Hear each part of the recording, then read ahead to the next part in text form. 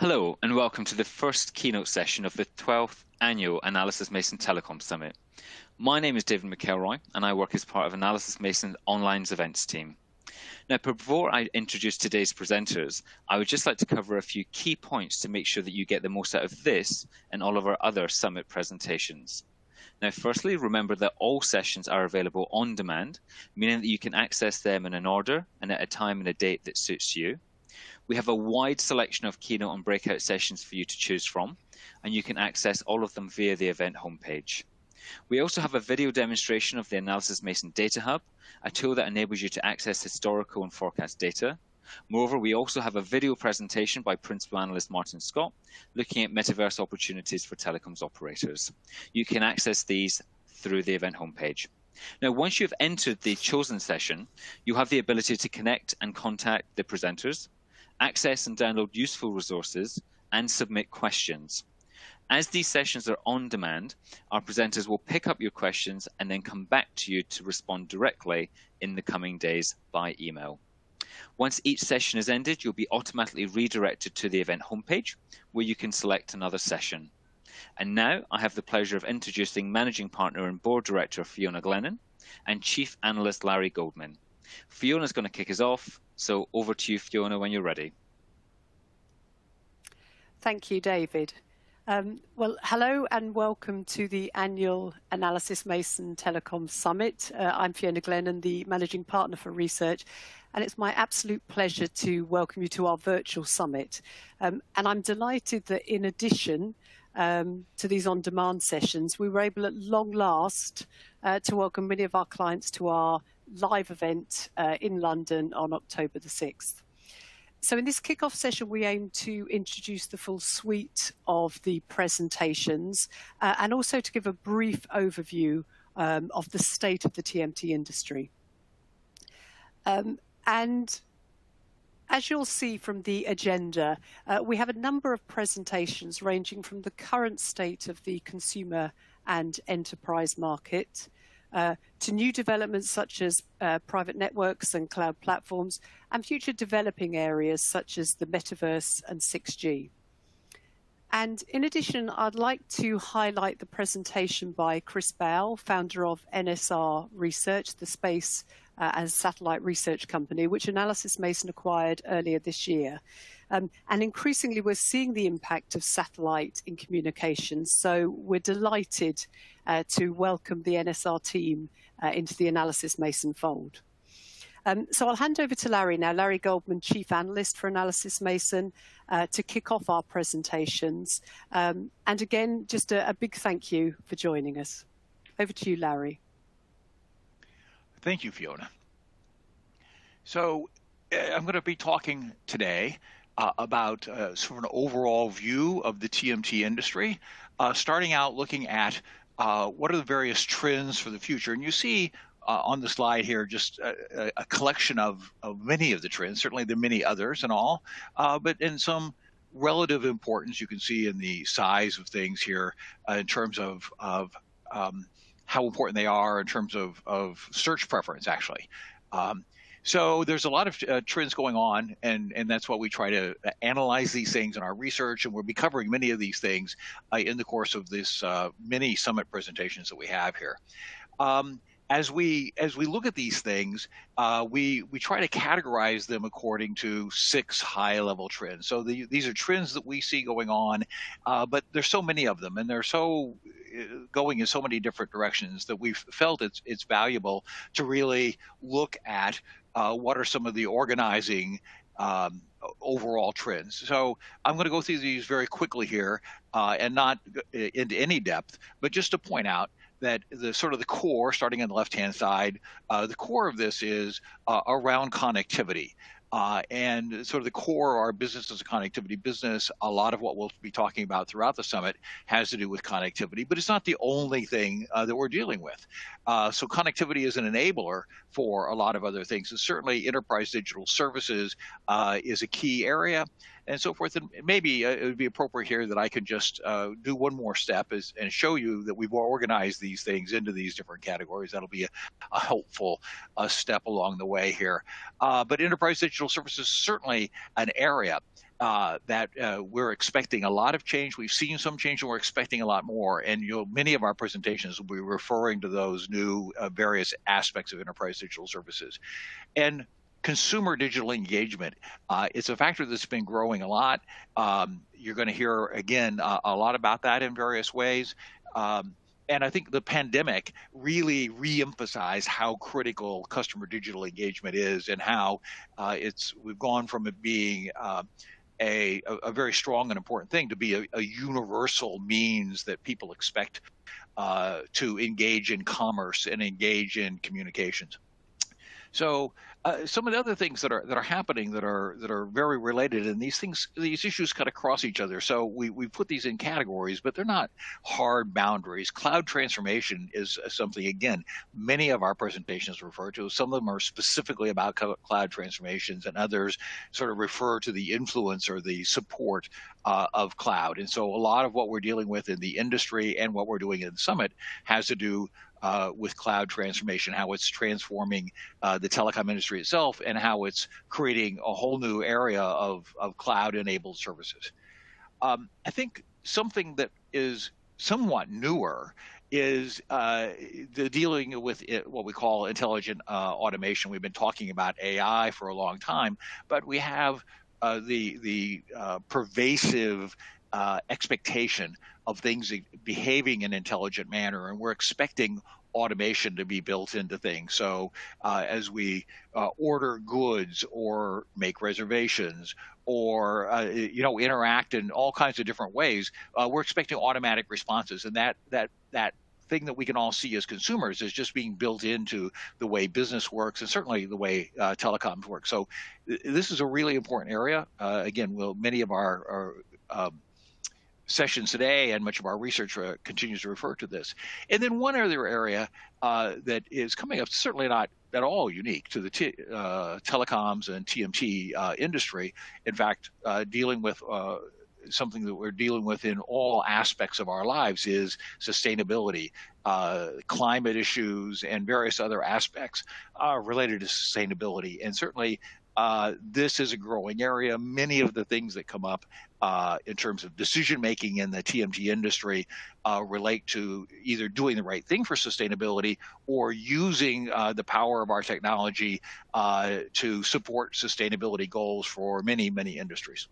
So sort of a high level look at how these major trends are shaping up for us. But now I want to shift and just have a look at the TMT industry and talk a little bit about how we can think about telecoms, media, and technology, and how that's changing, and use as something of a reference point to point to the importance of many of our summit sessions and our ongoing research.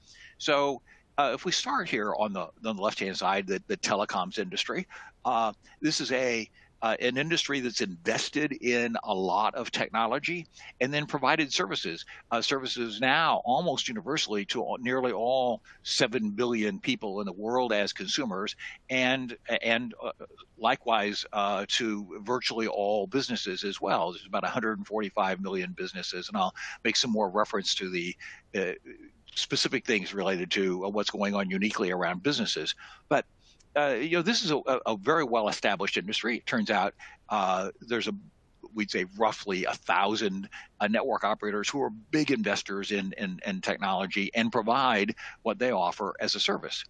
Now, in the media world, we've certainly had services, businesses, radio and television and movies and so forth, things offered as a service, and as well as we've consumed things as content, products as well. Phonograph records, if you're old enough to remember that, and certainly music and videos in the same sense. So this is sort of a combination of content and services business. On technology, computing and communications technology, especially as deployed by businesses. This has been a product-related businesses. Businesses and consumers would buy technology products, install them, use them, be responsible for them, and so forth. And those technology products going out through a wide means of distribution to many, billions of consumers, and certainly many millions of businesses, much less concentrated in the way it operates than in the telecom space. But things are changing, and what we see here is the telecom space continues to work as it is. It's about $1.5 trillion in revenue. We'll talk about other numbers in a minute here, but the cloud is changing the way we look at this TMT space. So we have on the right-hand side, the technology is being very shaped by new IT and network technology, cloud technology deployed as a public cloud, but also delivered as cloud technology. And some of that delivery is now into the telecom industry as well. So the telecom industry is impacted by the cloud, and we have the telco cloud. So the telecom industry continues to invest in this technology and deliver services as it has been.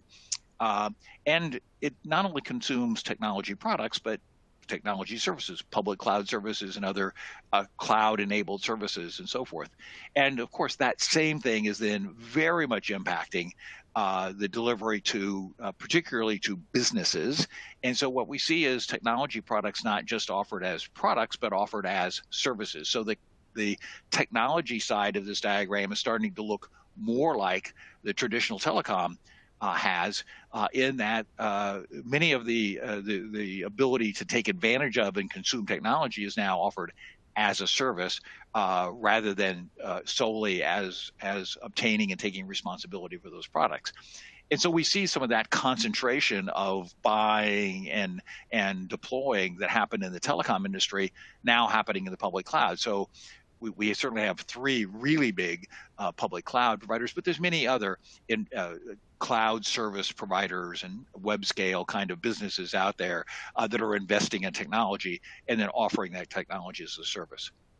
So there's a very significant change, and you can also see some other things that I've mentioned here. I mentioned technology services offered.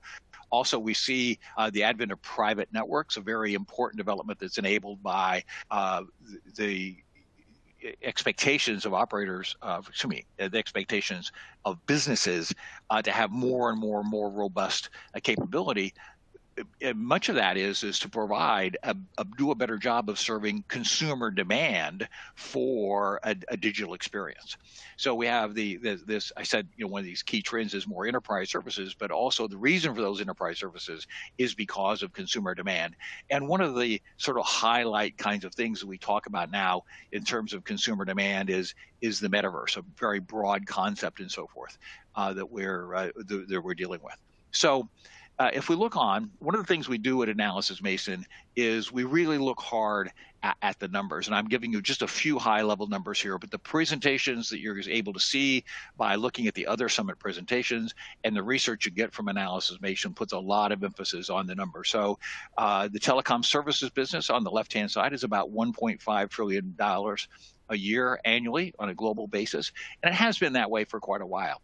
Now, if we look at and by the way, the telecom industry spends about $500 billion a year on products and services, technology products and services. There's certainly spending for a lot of other things as well, but on technology products and services, about $500 billion. Other enterprises spend roughly $3 trillion a year on technology products and services. That is a number that is growing somewhat. What is more important, and I want to point out ways you can find out more about that in the some presentations we have, is that $3 trillion, which used to almost completely be around technology products, is now roughly evenly split between technology products and technology services. So about $1.5 trillion roughly still on enterprises consuming and deploying products directly, but half of that money is now in the form of technology services. And we have a session, I'll make another mention of it later, but Bob Takas, covering our SMB research and talking about that, will give a lot of insight into the SMB part of this. So we said there's about 145 million businesses. There's about 100, in round numbers, about 145 million SMBs, and then though that is businesses with 1,000 employees or fewer, and then a bit less than 100,000 larger enterprises and so forth. So, and Bob's going to talk about that. The distribution path and the impact of the pandemic and so forth on causing SMBs to make a very significant shift toward consuming more services, as well as continuing to deploy technology products. So just one point about the why one deploys any of this technology and so forth is certainly some of it has to do with revenue opportunities, and some of it has to do with saving money, efficiency opportunities, and some of it just has to do with what's the best way to invest. And I think that you'll see this in all of our summit presentations, where we have a lot of discussion, a lot of presentation there, and certainly it happens in our research overall about where are the revenue opportunities, where are things that makes the business run better, where are the best ways and best things to invest in. So that understanding and differentiating of those things is a theme that we cover on an ongoing basis in our research. So I want to, as I'm drawing to the conclusion of my presentation, want to point out where our different on-demand presentations that are available to you. We'll go into more depth in these areas. So starting in the upper left here, where does the service revenue growth come from? Tom Rebick is delivering a session on that about where revenue growth comes from, particularly for telecom services. And private networks, one of the very strong growing areas. We have a particular session on that led by Michelle McKinsey, talking about that whole area of private networks. Now, there's changes in the way we deliver these services. So the actual service demand is a pretty static and not terribly growing issue, but the mix is changing, both in terms of where the service revenue mix comes from that Tom's talking about, as well as changes in the structure of the market, how we go about delivering that. And we have a breakout session on that led by Michaela Venturelli, who heads up our operator investment strategies work.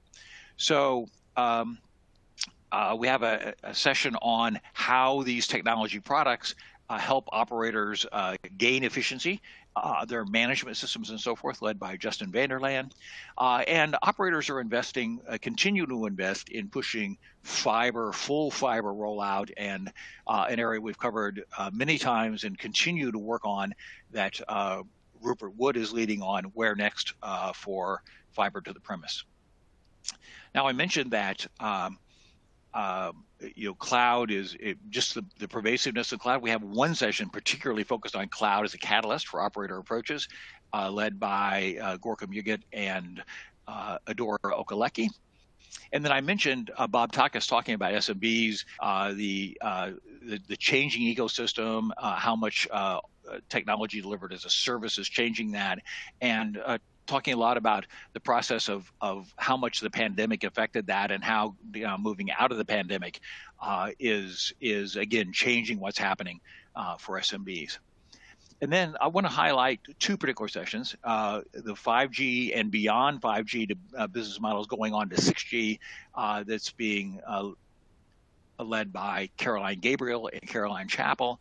And then, as Fiona noted, space, a new frontier for all of us, and Chris Baugh, the founder of NSR, partner now at Analysys Mason, has a session on that. So all of these sessions will give you more depth in particular areas that will dive into these various areas. And I encourage you actually to view all of them. There's important data in them. There's important depth in evaluating how these different issues that are trends that are coming in the industry affect us in particular ways. So here is the rundown for your reference on the sessions. 4 of these were delivered as keynote sessions at our summit. that was held on October 6th in London. And then we have the 6 breakout sessions I mentioned here. And then one particular that Fiona's already noted is a breakout session on the metaverse, it's a bonus session on the metaverse led by Martin Scott as well. And of course, the session on our data hub led by Hilary Bailey. So thank you all for joining us in the summit. I hope you've gotten a good view of the overall industry and what we're doing in the summit. And I strongly encourage you then to view the other presentations and learn about all these issues in more depth. And with that, I'm going to turn things back over to David. Great, perfect. Thank you very much, Larry. And let me say thank you to Fiona for that great introduction and giving us an overview, and also thank you to Larry for giving us an overview of that presentation and all there is to come in this online summit. So I would just like to lastly thank everyone who's attended this session. Before you go, please remember there are some useful resources for you to download and help yourself too. You can still submit questions to our presenters that we'll pick up by email in the next few days, and do feel free to connect with Fiona and Larry via the console widgets on LinkedIn or by email, etc. Now, you'll be redirected back to the event homepage in just a moment, where you will be more than welcome to select another session. So I hope you enjoyed this introductory kickoff session, and we look forward to welcoming you to the others throughout this summit this year.